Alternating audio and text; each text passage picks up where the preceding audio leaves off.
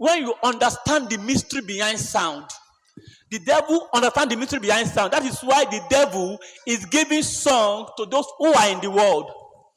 That's why somebody will hear a song, and that song will be making you to go the other way around. Praise God. Hallelujah. Yes. So when you pray in the Holy Ghost, you are uttering sounds. You are bringing out sounds.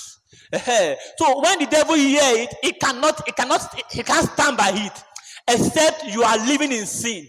So the sound that you are uttering, the devil does not understand it, so he can't stay by it.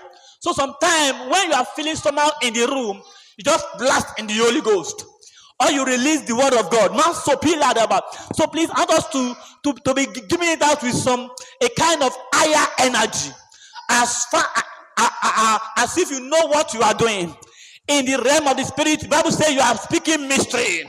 Yes, Masopelika, Rodika, Lerua de Keruba, Aikaba, Zombia le Keruda Aika, me Zombi Likarua, Aliakaba, me Rombi le Ketelima, Dosekaba. Can you flow in the Holy Ghost? Me Hente le Ketonia, and Rembe le Ketelia Namasaba.